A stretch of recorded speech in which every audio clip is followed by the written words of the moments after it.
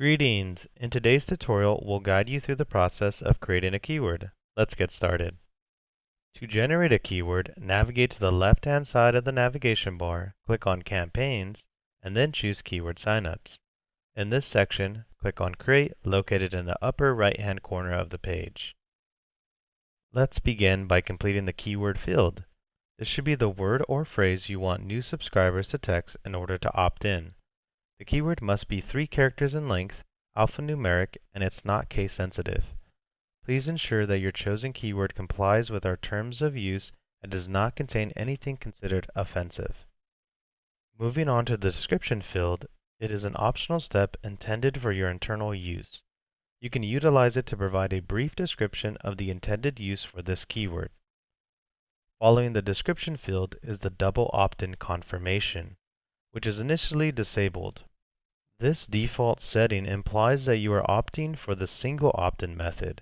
In the single opt-in method, once a subscriber texts a keyword to your designated number, they are automatically opted in. If you choose to enable the double opt-in confirmation, a different process unfolds. After a subscriber texts a keyword to your designated number, they will receive a confirmation message prompting them to reply with yes or no to confirm their opt-in. Only upon receiving the confirmation response are they officially opted in. Moving forward, you can designate the distribution list for these new subscribers. Use the plus icon to either select an existing list or create a new one. In this instance, we'll choose an existing distribution list by checking the box next to its name and clicking Save. The next step involves selecting an organization name from the drop-down menu associated with the organization name field. The chosen organization name will be featured in your auto-response message. To compose the message that new subscribers will receive upon opting in, click the Set Auto Response button. Simply type the desired message in the text box labeled Please Enter Text Message, and click Save when finished. This functionality also offers 3 distinct auto-response frequencies: every time, one time per mobile number, and a customizable frequency named Only Once Every. With the latter, you can choose daily, weekly, or monthly intervals. Additionally, you have the option to include an alternate auto-response if you like.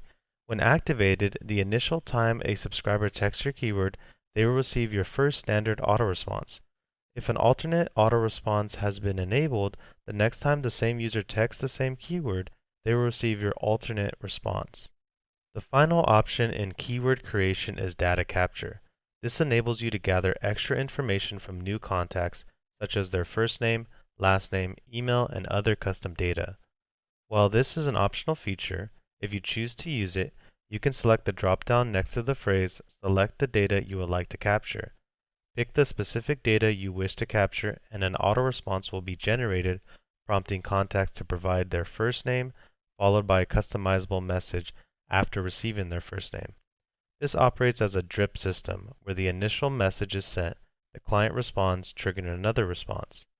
You can sustain this automated process for as long as needed, depending on the amount of data you aim to collect. Finally, when you are satisfied with your keyword selections, click on Create, located in the bottom right corner. After creating your keyword, you'll see that its status is pending. This indicates that both the keyword and your auto-response are under review to ensure compliance with content guidelines. Don't worry though, this process only takes a few seconds. You can check the status by refreshing or returning later. Once the keyword status is active, it means it is live and people can text this keyword. If it's denied, you'll need to delete and recreate the keyword. That concludes the process of creating a keyword. Thank you for watching, and I trust you found this tutorial helpful.